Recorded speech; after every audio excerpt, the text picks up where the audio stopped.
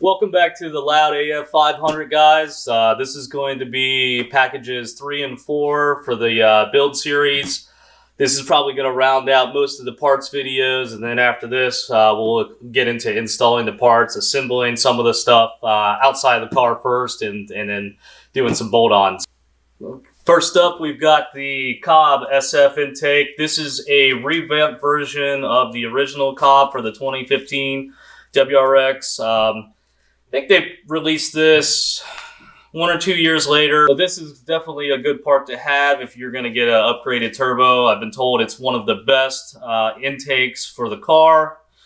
After doing something like FP turbo or the SoCal turbo. This is a second-hand intake, and I picked it up for a really good deal.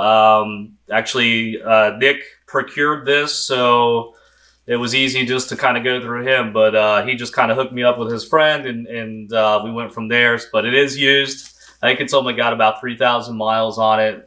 Looked good from the pictures, and I'm sure it's good. You know, it's an intake. So that's the Cobb SF Intake, and it comes with the air box. This is definitely good idea. If you're looking for maximum performance, it's going to keep the air coming in a lot cooler than it would if you didn't have a box. So that'll be good. Looked like he did a really good job packaging this stuff. Thanks, bud. This is the Grimmspeed 3-port boost controller. I've not had it on my car ever, and I've been stage 2 for about 50,000, 60,000 miles. I know it's really funny not to have this part, but I don't. So here it is, picked it up. It's definitely going to be needed for this build. Definitely one of the go-to mods that you should have for at least stage 2. I would definitely recommend this, especially if you're going E85. From then, you know, things get a little hairier. The boost is harder to control with the stock boost controller, but definitely, yeah, one of the best out there. Grimmspeed 3-port. Pick that up.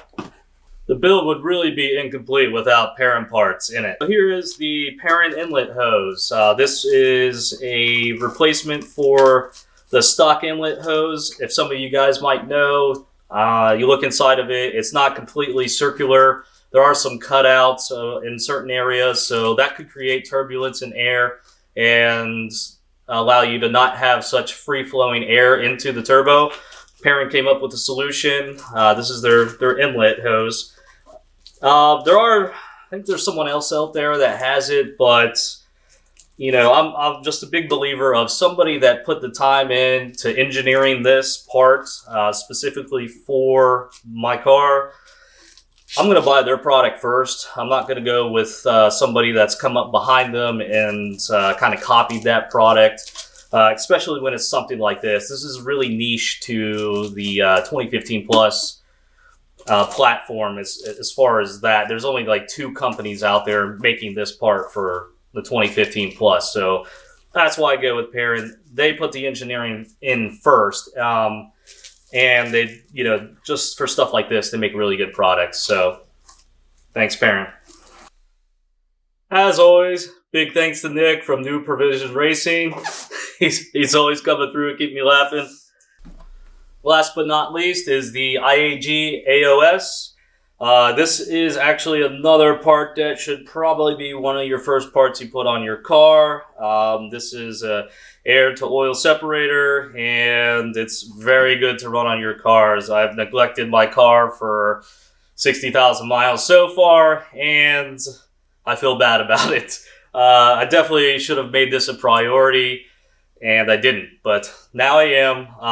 So we're going to, try to reduce some of that oil in the intake and getting to the intercooler. As I have noticed, doing just a few things on my car, there are oil buildups in those areas. So this is going to cut down on that. Pretty sure it's not going to do it 100%, but it's definitely going to cut down on that. So I've actually... Yeah, I talked to Nick about this part 2 years ago, and I've just now pulled the trigger. So one other part I don't feel like lugging it down to the basement and then taking it back upstairs, is the Invidia R400 I ordered. That is also from Nick. So that came out, actually came to the house, I think, a little while ago. But anyway, I just haven't brought it down here. That's the last part, and that's probably the first part I'll be putting on the car.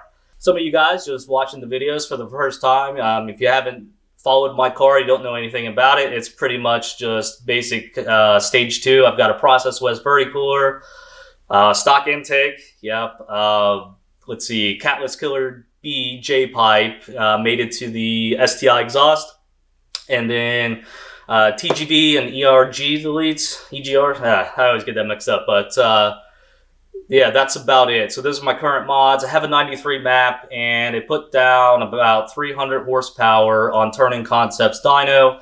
I did the tunes before Flex Fuel came out, and I have another E85 map that put down about 360 on Turning Concepts dyno. That was before Cobb Flex Fuel came out. So that was really the wrong way to do it, and I wouldn't recommend running full E85 on a stock high-pressure fuel pump at all. Yeah, it's just not worth the risk. I know there's some people out there probably don't have problems with it. Anyway, I made another video about that. If you're interested, go check it out. It's like an E85 video on my channel. But yeah, thanks for you guys that are returning and that are already subscribers. Thanks for all the likes out there, and let's plan to get this build going as soon as we can. Thanks, guys. Catch you on the next one.